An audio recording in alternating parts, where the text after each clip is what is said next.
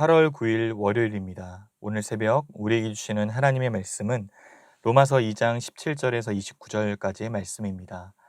유대인이라 불리는 네가 율법을 의지하며 하나님을 자랑하며 율법의 교훈을 받아 하나님의 뜻을 알고 지극히 선한 것을 분간하며 맹인의 길을 인도하는 자요 어둠에 있는 자의 빛이요 율법에 있는 지식과 진리의 모본을 가진 자로서 어리석은 자의 교사요 어린아이의 선생이라고 스스로 믿으니 그러면 다른 사람을 가르치는 네가 네 자신은 가르치지 아니하느냐? 도둑질하지 말라 선포하는 네가 도둑질하느냐? 간음하지 말라 말하는 네가 간음하느냐? 우상을 가증히 여기는 네가 신전 물건을 도둑질하느냐? 율법을 자랑하는 네가 율법을 범함으로 하나님을 욕되게 하느냐? 기록된 바와 같이 하나님의 이름이 너희 때문에 이방인 중에서 모독을 받는도다. 네가 율법을 행하며 할례가 유익하나 만일 율법을 범하면 내 할례는 무할례가 되느니라. 그런즉 무할례자가 율법의 규례를 지키면 그 무할례를 할례와 같이 여길 것이 아니냐. 또한 본래 무할례자가 율법을 온전히 지키면 율법 조문과 할례를 가지고 율법을 범하는 너를 정죄하지 아니하겠느냐. 무릇 표면적 유대인이 유대인이 아니요 표면적 육신의 할례가 아니니라.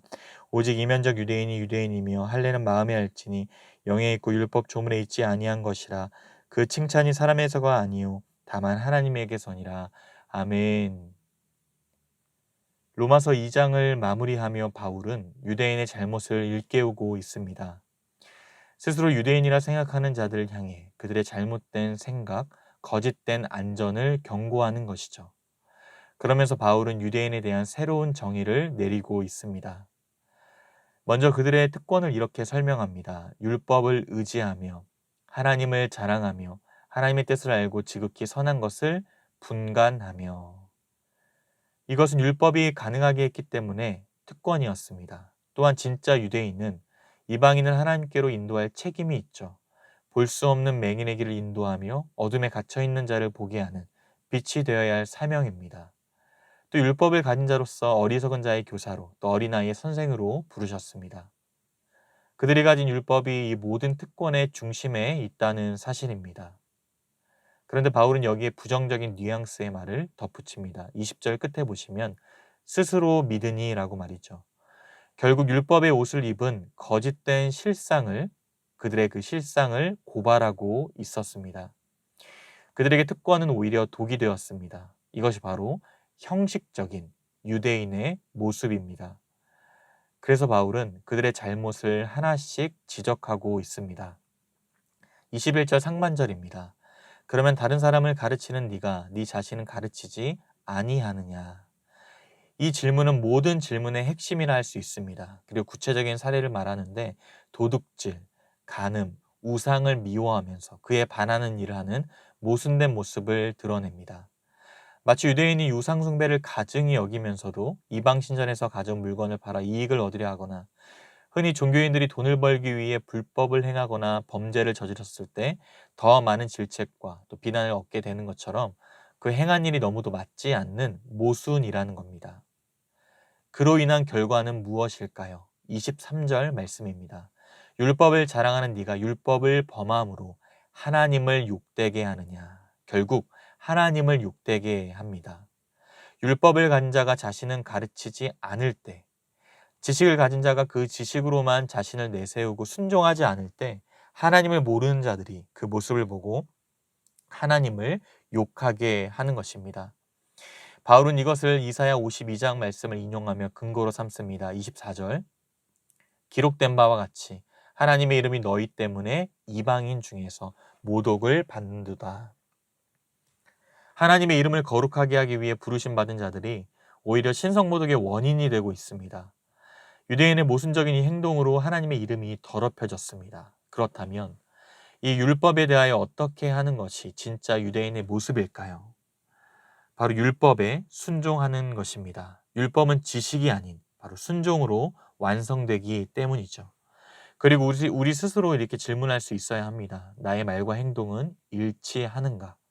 말씀과 삶이 분리되지 않도록 힘쓰고 있는가 말이죠. 오늘 유대인이라 불리는 자들처럼 지식으로 아는 것에 멈춰 있지 않기를 바랍니다. 중요한 것은 율법의 소유가 아니라 율법을 지켜 행하는 것입니다. 말로만 능한 자가 아니라 삶으로 능한 자가 되시기를 주님의 이름으로 축복합니다. 바울은 이제 율법 다음으로 할례에 대해 언급하는데 25절에 네가 율법을 행하면 할례가 유익하나 만일 율법을 범하면 네 할례는 무할례가 되느니라 말하고 있습니다. 유대인에게 있어서 할례는 심판에 대한 마지막 피난처입니다. 하지만 바울은 율법에 이어 그들의 할례를 향해 일침을 날립니다. 율법이라는 옷을 입었지만 그 옷에 맞는 순종은 없었던 유대인, 그들은 또한 할례라는 옷을 입고서도 스스로 안전하다고 생각했습니다. 할례는 하나님이 그의 백성과 또 언약을 맺었다는 표시이자 유대인 남자로 언약 공동체에 속하기 위해서 반드시 받아야만 했죠. 그런데 이 할례가 잘못된 선민의식으로 발전되었고 그릇된 안전과 또 교만의 근거가 되고 있습니다. 자신들이 받은 이 할례를 통해 하나님이 아브라함과 맺은 언약에 참여함으로 하나님의 진노를 피할 수 있다라고 생각했던 것이죠. 하지만 바울은 그들의 잘못된 생각을 바로잡습니다. 율법을 행하면 할례가 효력이 있지만 율법을 범하면 할례가 아무런 효과가 없는, 즉 무할례라는 것입니다. 몸에 새긴 할례가 없어진다는 뜻이 아니라 하나님 보시기에 할례 받지 않은 이방인과 똑같다라는 것입니다. 율법을 가지고 있다고 되는 것도 아니고 할례를 받았다고 되는 것도 아닙니다. 율법과 할례 모두 필요한 것은 그것에 담긴 하나님의 뜻에 대한 순종일 겁니다. 이것은 당시 유대인들에게 매우 충격이었습니다. 그런데 바울은 여기서 한 걸음 더 나아가 훨씬 더 충격적인 사실을 밝힙니다. 26절과 27절 말씀인데 요약하자면 이방인 율법을 지키면 할례자가 되고 율법을 범하는 유대인을 정죄한다는 것이었습니다. 유대인 입장에서 이건 상상할 수도 없고 받아들이기 어려운 일입니다. 바울이 여기서 말하고자 하는 것은 유대인에게는 특권이 있지만 그럼에도 불구하고 유대인과 이방인 모두 본질적으로 다를 바가 없다는 것이 핵심입니다. 순종은 구원을 가져오지만 불순종은 정죄를 가져옵니다. 유대인이든 이방인이든 심판은 차별 없이 임하게 될 것입니다. 그러면서 바울은 이제 누가 진짜 유대인인지 새롭게 정의를 내리고 있습니다. 28절과 29절 말씀입니다. 무릇 표면적 유대인이 유대인이 아니요 표면적 육신의 할례가 아니니라. 오직 이면적 유대인이 유대인이며 할례는 마음에 할지니 영에 있고 율법 조문에 있지 아니한 것이라. 그 칭찬이 사람에서가 아니라 다만 하나님에게서니라. 진짜 유대인은 마음의 할례를 받은 사람입니다. 그래서 진짜 유대인 되는 것은 외적이고 눈에 보이는 어떠한 것이 아니라 내적이고 눈에 보이지 않는 것입니다. 이것을 가능하게 하는 할례는 육체가 아닌 마음에 행하는 것이고 율법이 아닌 성령에 의해 되기 때문입니다. 그래서 마음의 할례는 하나님께 인정을 받습니다. 성령의 역사로 마음이 변화된 사람, 그 사람이 진짜 유대인입니다. 사람은 모두 외적이고 눈에 보이고 물질적인 것으로 위안을 얻으려 합니다. 하지만 하나님은 보이지 않는 마음에서부터 역사하십니다. 가장 중요한 우리의 마음을 바꾸시고 그 변화가 내 속에서부터 나와서 겉으로 드러나게 하십니다. 이면적 그리스도인, 내면이 그리스도인인 사람이 바로 진짜입니다. 마음의 할례는 사람이 할 수 있는 일이 아닙니다. 바로 하나님께서 하시는 일입니다. 그래서 우리가 할 수 있는 일은 할례가 의미하는 그대로 살아내는 것뿐이죠.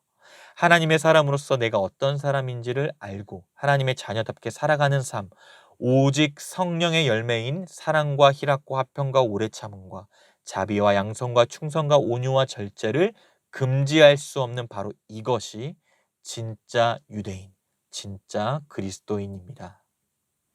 사랑하는 성도 여러분, 오늘 본문에서 바울은 율법과 할례를 내세우며 스스로 보지 못하는 유대인들에게 그들의 실상을 고발하고 있습니다. 그러면서 동시에 할 수 없음을 깨닫게 해주고 그들에게 필요한 것, 바로 사람의 손으로 하지 않은 마음의 할례를 받으라 권합니다. 유대인이든 이방인이든 오직 그리스도의 할례만이 필요하기 때문이죠.